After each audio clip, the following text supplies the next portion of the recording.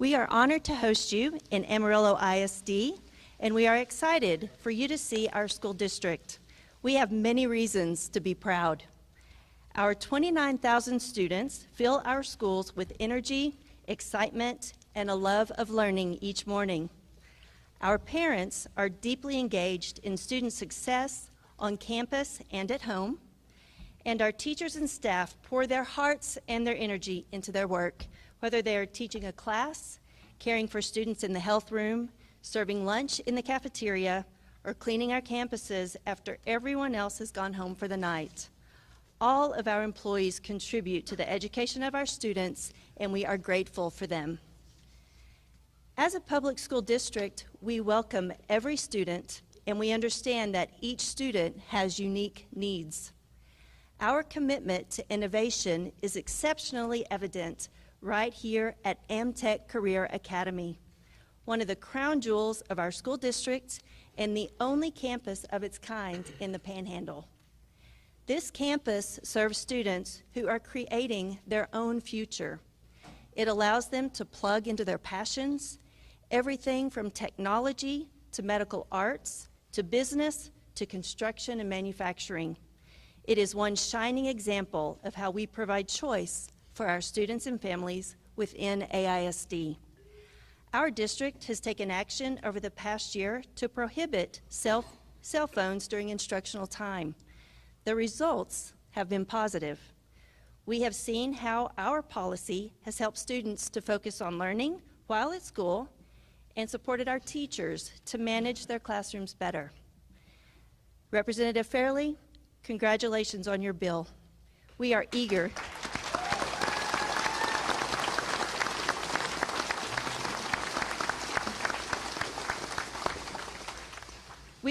to continue working with you on behalf of the students, parents, and taxpayers of Amarillo. And Governor Abbott, Speaker Burrows, Chairman Buckley, thank you again for being here. We are honored by your presence. We hope you can see that our educators, our parents, and our community are all invested in the success of our students and the health of our public schools. We are grateful for your partnership, and we hope to welcome you back to Amarillo ISD in the near future. Thank you very much.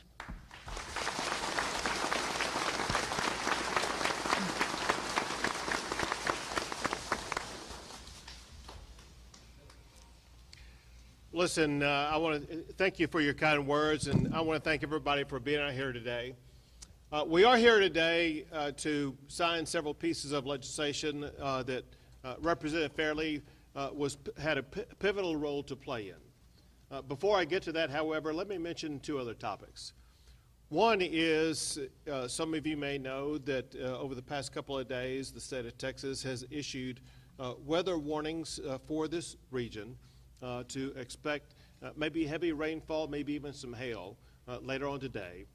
Monitoring the weather on my way in, it looked like the storm was headed this way. It was around in the northern New Mexico, northeast New Mexico area. There is some heavy rain down in the Lubbock region as we speak, and later on today. Bottom line is this. When we see what can happen with weather, we don't take any chances. We want to be prepared.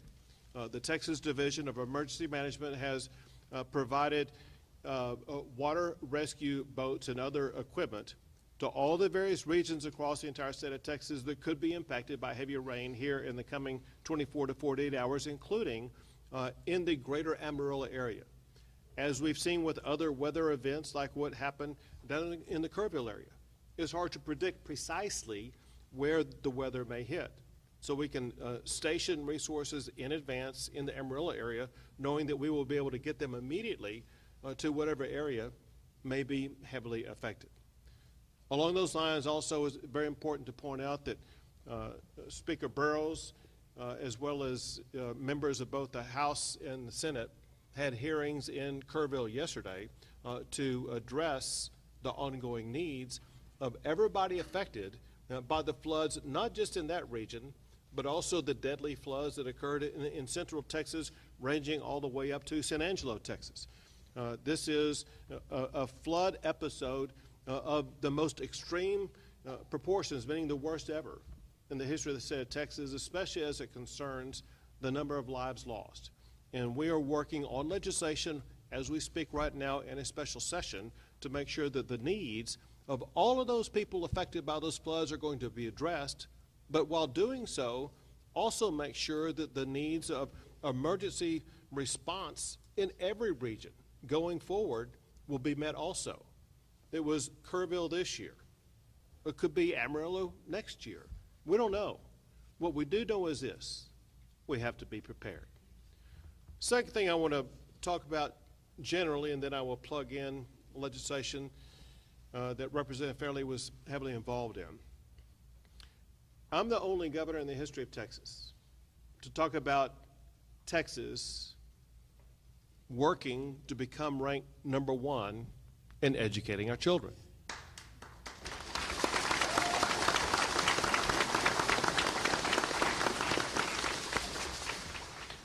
To be #1, which we are in so many categories, to be #1 requires more than just a talking point. It requires far more than just an aspiration. It requires detailed strategies and then working to achieve those strategies. And there are several components of that, some of which we passed during the session. One is ensuring that every parent is going to be fully empowered to be involved in their child's education and choose the pathway that's best for their child. And that's why we passed the largest Day One school choice program in the history of the United States of America.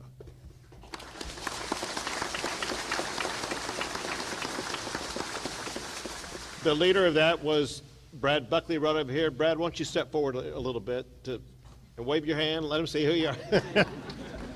But I'm calling on you again right now because school choice is a component of part of the puzzle pieces to make sure we become #1. Another component is to make sure that our public schools are fully funded. And we achieve that goal by providing more than $8 billion to fully fund our public schools this past year. And again, Representative Brad Buckley was the chair and leadership of that effort. And then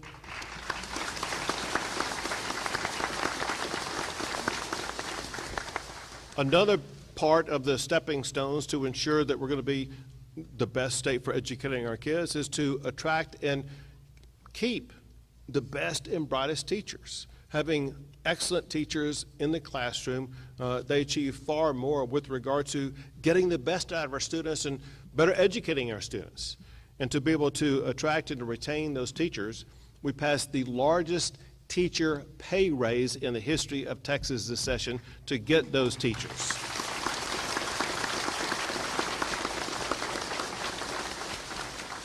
And then there's another part that is so important to the future of education, but so important to the future of the United States of America. And that is education programs like AmTech Career Academy. Career and technology education programs are vital in the state of Texas, vital in the United States for two purposes.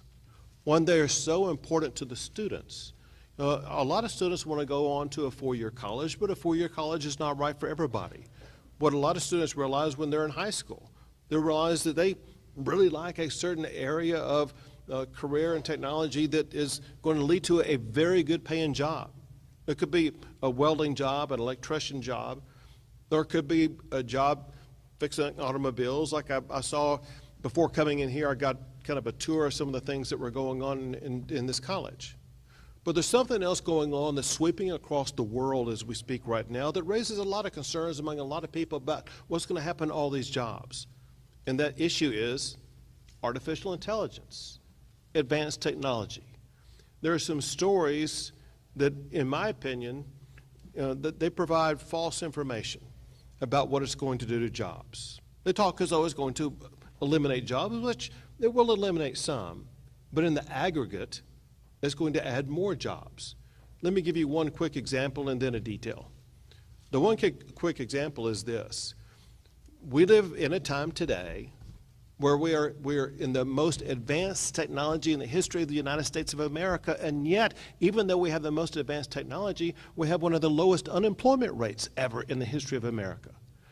As we continue to advance rapidly in the implementation of artificial intelligence and things go along with it like robotics, we're going to see that some jobs that exist right now are going to be taken over by artificial intelligence. But at the very same time, there's going to be new kinds of jobs.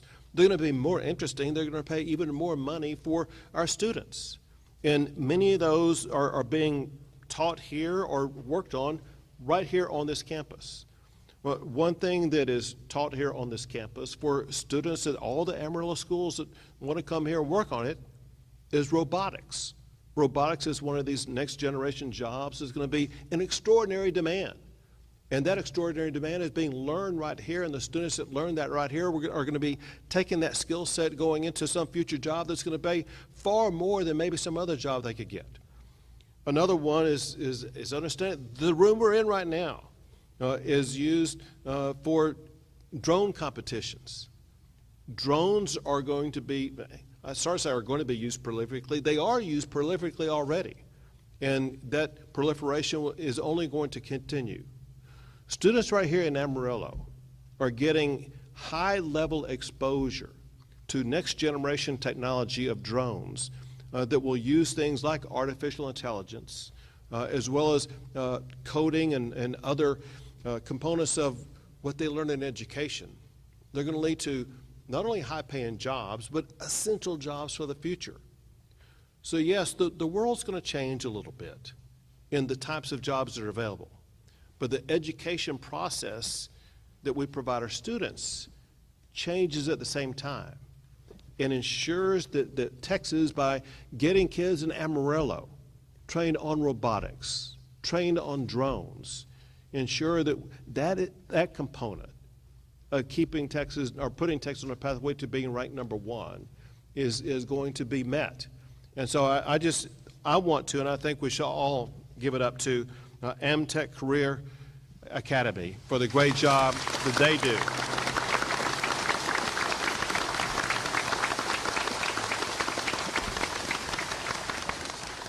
We also have with us today someone who was a senator at the time that the legislation we're about to talk about went into place. But after the session was over, he has now taken over as the acting comptroller and running to be the next comptroller for the state of Texas, and that is Kelly Hancock right here, acting comptroller of the great state of Texas.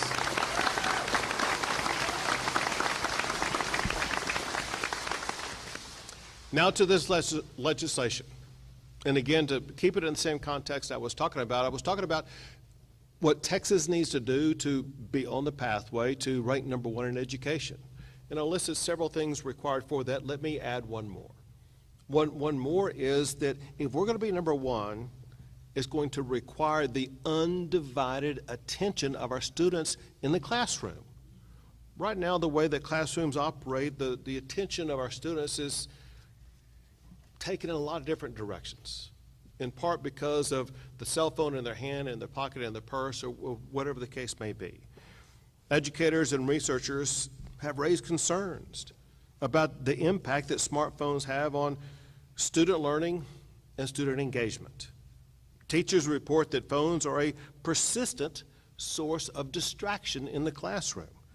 They hinder instruction time, and they undermine academic performance. Well, your own leader right here from Amarillo, Caroline Fairley, led the way in writing a bill that addresses those concerns. Thank you, Representative Caroline Fairley, for getting legislation to my desk.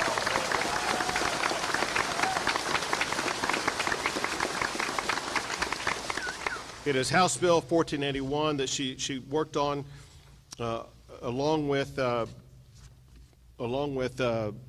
think Senator Creighton. Certain Creighton, and I'll sign it here shortly. Let me just briefly describe what it does, and we'll sign it here in a second. It requires all public schools to restrict cell phone use by students during the school day. It gives, however, school districts flexibility to establish policies that meet the unique needs of their particular district. We know in Austin, Texas, we can't pass a one-size-fit-all program that's going to work in Amarillo as well as McAllen at the same time. So we're giving a level of flexibility to Amarillo ISD to be able to make sure that they're going to be able to maintain policies that keep phones out of the hands of students during instruction time, but also knowing that certain parents will have needs, certain students will have needs, and the school may have certain needs, all of which the school board will be able to address. So once again, I want to thank Representative Fairley and Senator Creighton for their work on that bill, which I'll sign in 1 second. I'm going to sign two together. Another one is one that Representative Fairley also worked on. Also, it involves our children and phones, but addresses it from a different direction.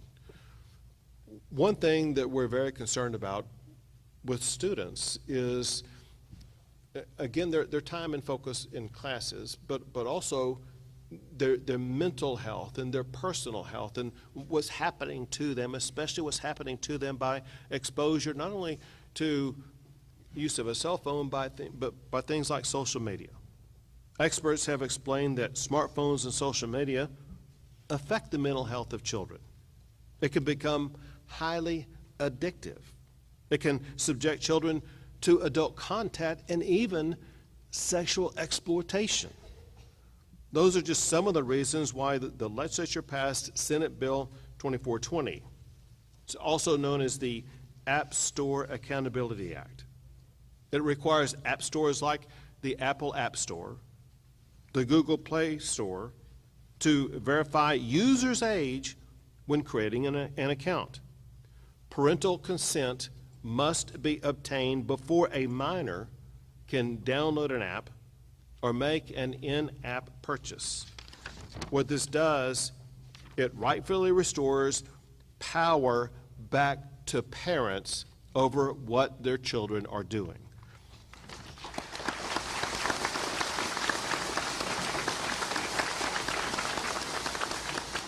To give you a feel for how important this is, not just in Texas, but nationally, some of the groups that weighed in and said that we needed to get this bill passed included not just the Texas Medical Association, the Texas Pediatric Association, but also the National Center on Sexual Exploitation. I want to thank Senator Paxton as well as Representative Fairley for getting this legislation to my desk. And now, let me sign these laws.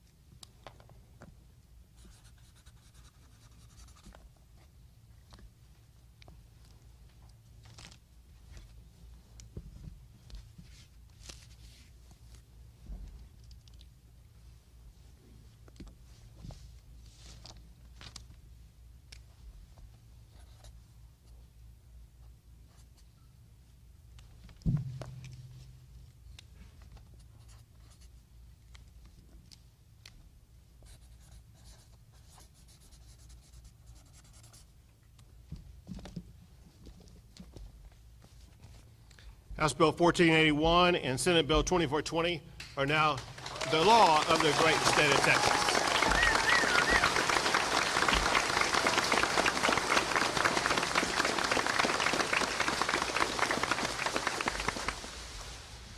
So these laws and so many others that make Texas a better state over the course of this session, including those laws that allow Texas now to pass school choice, put Texas on a pathway to be ranked #1 in education, but so much more.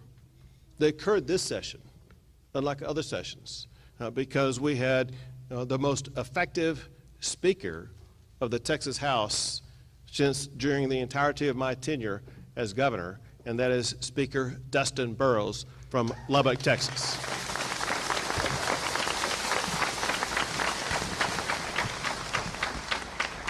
Thank you, Governor. I want to underscore a couple of the comments our governor made. This was the most historic session for education since I've been there, as many have told me, probably in all their memory that they could ever find. We made a historic investment in our public schools, $8.5 billion. That is the largest investment in public education in the entire history of Texas, even after adjusting for inflation. That is money that's going to our classrooms, to our teachers, to our auxiliary personnel like cafeteria workers, making sure they get the raises they deserve. Investments in CTE, school security, things that are so important. Beyond that, we did bills that were parental bills of rights, teachers' bills of rights, so they have the tools to discipline children and restore order to the classroom. As the governor mentioned, the chairman in the House who served over that, Brad Buckley, is here with us today. Along with his wife, Susan, who both have real personal firsthand experience and helped get these across the finish line. But this is what I know. No matter how much we put in the classroom, no matter what we do, if we cannot hold the students' attention, we're not going to have an environment where they can learn. If our teachers have to compete with cell phones, if we have to compete with the apps they shouldn't have access to, there's not much that we can do, which is why this is so important. Governor Abbott, I've thanked you for many of the legislation that you have filed as the Speaker of the House. I'm also the father of 3 boys. Here in a couple of weeks, one's going to be in high school, one's going to be in junior high, one's going to be in elementary. Pickups are going to be a little bit different, and drop-offs. But I also know firsthand what it's like trying to compete for their attention. And these two bills are going to help not only them, but also the students around them and the educators do what needs to be done. So thank you, Governor Abbott, for making these laws.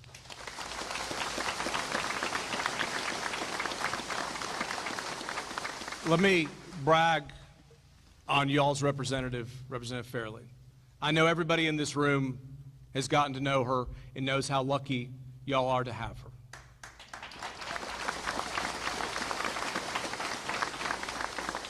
I've known many legislators who've come, and in their 3rd term, they couldn't pass a single bill such as this.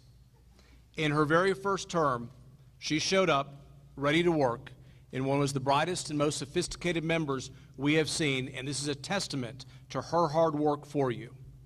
And as a proud member of the West Texas delegation out of Lubbock, there's not many of us left, but we all work together.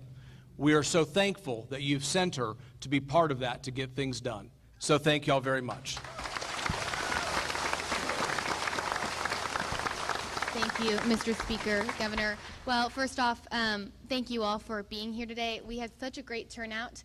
As I'm looking around the room, I see so many advocates and those who believed in these bills, and so thank you all for being here. I thank you to AISD for hosting us here. I couldn't think of a better place to host a bill signing than Amtech. I mean, this place is incredible. I'm so glad that the governor and the speaker could be here to see it for themselves, so thank you all for being here. As I look around the room, I am reminded of really why we're here today.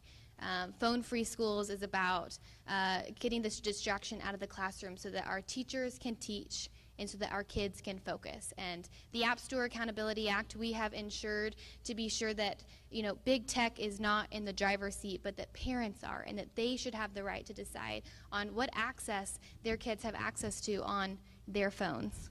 And more than anything, in this session, I have learned 2 things. One is that hard work, it pays off in Austin. And the second one being is that you don't get anything done by yourself. I have Chairman Brad Buckley to thank. He is the chair of public education, and he allowed me graciously to lay out one of these bills and was really instrumental in the phone-free schools bill in drafting the policy to be sure the language was practical and it made sense, and we allowed for local control, and was such a huge advocate. So thank you, Chairman Buckley. And then to our speaker, Dustin Burrows, he was such an advocate on both of these bills and being sure that there was momentum to getting them across the finish line and having the support that we needed to be sure that these became law. And then finally, our governor, Greg Abbott. Y'all, there was a lot of outside and really a tremendous amount of pressure on the governor to not sign these bills. But let me make it clear that our governor, he made it clear that here in Texas, we prioritize our children over special interest.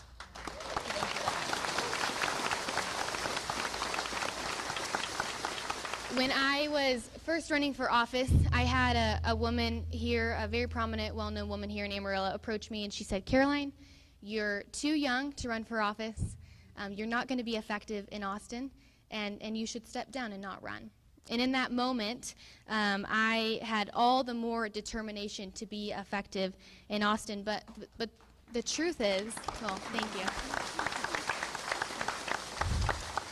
The truth is that the success that I had this first session, it wasn't all that I thought it would be compared and followed up to the conversation and the things this woman said. Because really the success is it's your success. I wouldn't be here without those of you here who have supported me, who voted me in to go to Austin, who believed in a 26-year-old young woman running for the Texas House. I wouldn't be here. Yes, thank you all.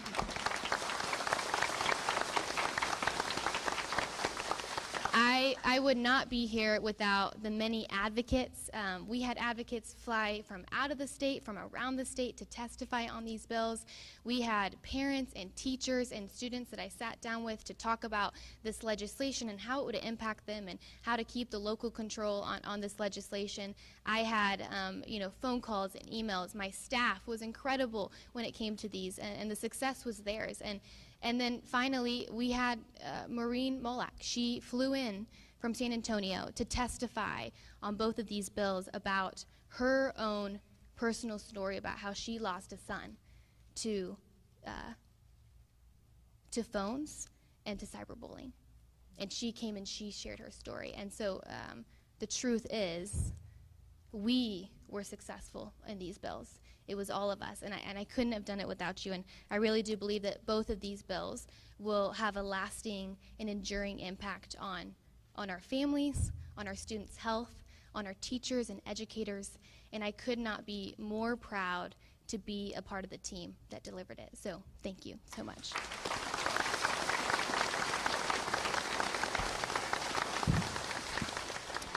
And now we have Melissa Denny. Thank you. As I get to speak today to you as a teacher in AISD who experienced our cell phone policy last year, I was very excited for that because what an off in the way or out of sight, out of mind policy does is it allows kids to be what they're supposed to be. It frees them to be what they're supposed to be in the moment, and that's kids. It allows them to, in the learning environment, to be a student. They're empowered to do that. There's nothing else that is the distraction, and we know it's a distraction. I'm looking at some of you guys on your phones. Just saying. All right. So what I experienced in class is that the kids were able to not only listen to instruction, but also listen to their peers. Because in a learning environment, it's not about just what the teacher says. It's about what their peers are saying, the questions that they're asking, the comments that they're giving, the clarifications that they're getting, the interaction that they're getting. And when I am able to sit next to someone and interact interpersonally with them as a student, without that distraction, because it is a distraction. That buzz in my pocket or that buzz under my leg, they put their phones under their leg, makes me want to know what's going on, or that flashing light, or the music in my ear. I'm not engaging fully with the people that I'm sitting with and working with. I'm able to collaborate when I put that phone away and it's off and it's not even a part of what I'm thinking about. I'm able to collaborate, communicate, solve problems with people, run ideas by each other, do group projects where we're fully engaged with that and we're not on our phone trying to find the answer, but we're talking as a group. I teach speech, but that goes toward every classroom the children need to be speaking to each other and interacting with each other and listening to the teachers. A lot of people think, well, it will be difficult to put that policy into place. And with anything, when there's a routine or a procedure that you have, it takes a little bit of work, but I think teachers are willing to do that because we will see that the impact. What I saw is that students got more of their work done in class where I could be there to help them, or their peers could help them, and they weren't just taking it home because they spent, you get on your phone to just check that snap, and you go, oh, well, I've got to do the threads, the children got to take care of those things, or the texts, and then they've spent 30 minutes on their phone instead of using that class time wisely. So even though there are a lot of things that people go, well, what if this, what if this, what if this, those are the things we work out in the classroom, and that's what teachers have been doing all along, is working out all those policies and procedures and routines in the classroom, and it worked last year, and I think what will be an end result of that is it's a really good thing for our kids. Thank you.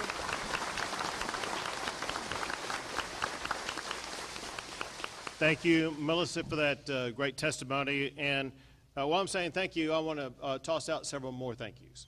One is, let's give it up for all the students who are here. As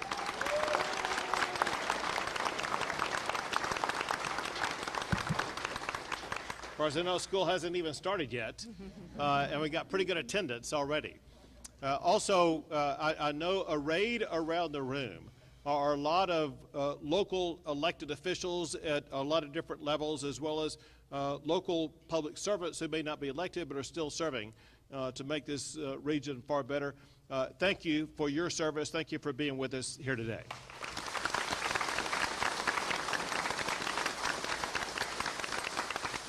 Then a very special thank you.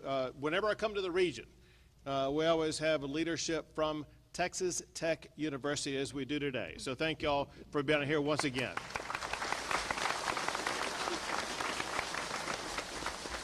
With that, we'll be happy to take a few questions. Let's do the press first. I'll come back to you in a second.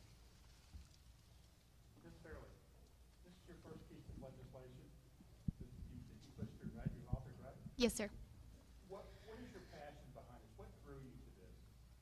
That's a great question. Those of you who didn't hear, he asked, this is your first piece of legislation, what drew you to focus on these bills? So I would say a number of reasons. One, I am first Gen Z in the Texas House, and I grew up in the digital world and era and saw firsthand how devices can be positive and how they can be negative. And having that experience and also the wealth of knowledge that we have in the Texas House, there's a huge need and gap for, I believe, gearing up the next generation who are independent thinkers and aren't distracted by these smart devices. And I don't know if any of you have read The Anxious Generation as well, but Jonathan Haidt, this was a legislative idea he came up with that was really practical. 7 other states have passed this bill, and so that was where this idea originated. Thank you. And this is for anyone up there. I don't know if it's possible. Is there other bills that are being looked at to truly make the schools safer? I mean, as far as hardening the schools, restricting certain people from getting handguns, whatever. So making sure that schools are safe is an ongoing process. And we continue to invest more. Part of the money that we spent on schools this year was to make schools safer, provide more resources for the schools to accomplish that goal. We have an obligation to make sure we make schools as safe as possible.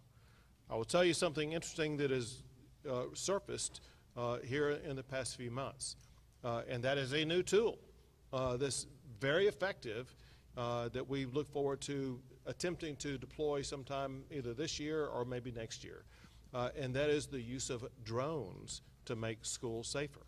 And so maybe drones that are made right here at this location could be deployed to make Amarillo schools a whole lot safer. But as technology continues to evolve, it is a far more effective tool at a lower cost to make schools safer. And we will never relent or let up in ensuring that our schools are as safe as they can be. Governor Abbott, how does this, help support your mission to make Texas the #1 education system in the United States? When you say this, you talking about these bills or something else? House Bill or Senate Bill 1481? So listen, for both of these bills, Caroline said it perfectly, and that is, we got it, and Melissa did also, we have to make sure that during the few minutes we have in a class where children have the opportunity to learn a particular subject in that class, their full attention is devoted to that subject, whether it be in reading what they're supposed to be reading, writing what they're supposed to be writing, listening and interacting with a teacher, or listening and interacting with other students. Those are the components that lead to a more robust absorption by the student of the class content, as opposed to being constantly diverted away from that by your phone ringing, a text coming in, a social media post coming in, whatever the case may be. It does just require that undivided attention, and that means that the students will be learning more in every class that they have. And do you believe that 1481 will help support student safety and school safety as well? It does. Both of them work towards that, because part of the safety is getting kids away from things that would be occurring over the course of social media that could either cause them to overreact to a situation or could lure them into an endangered situation. And we want to protect children from any types of those encounters. And so I think both pieces of legislation not only help students be better students, but also safer students. Rep.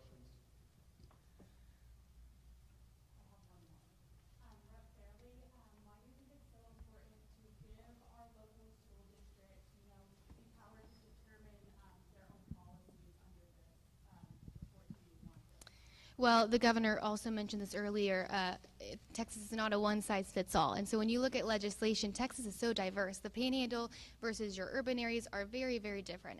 And we want to allow school districts to implement the policy that they see best fit for their kids. The principle of the bill is the phones do not need to be out to have a distraction during the class day and during instructional time. And so we believed when we crafted this legislation with the help of Chairman Buckley and the Speaker to be sure that we allowed as much local control so that in that community we allowed them to craft policies that were best for the parents and the students and the educators. Great. You have a question? Go for it. Thank you, Governor. And I don't have much of a question, but I have a thank you for you and Caroline, because I spoke on this bill. My name is Castaneda Fitzpatrick. I am a 14-year survivor of sexual exploitation. Because of signing this bill, I just wanted to say they got me when I was 10 years old.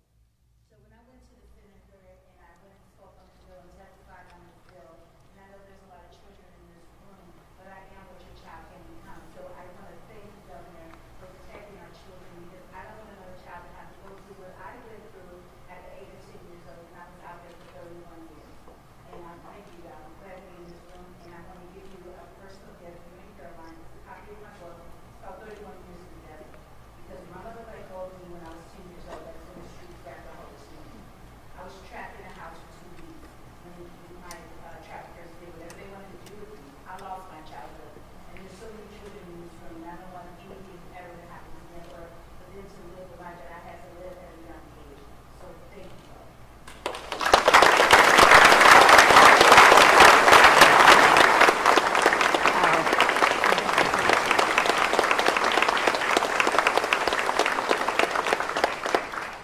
She highlighted something that we talked about but must be doubled down on. When a child goes onto a social media site, when they start chatting with someone, it may seem like it's harmless. It may almost seem like they're developing a friend. But it could be that it really is a predator.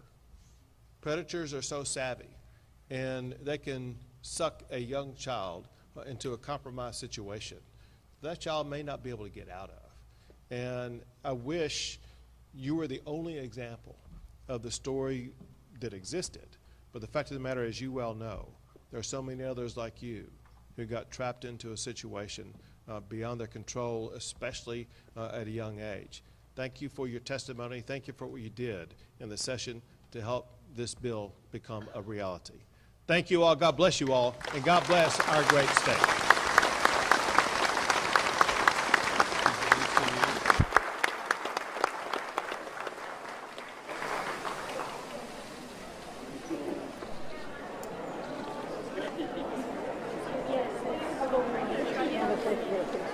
Stay.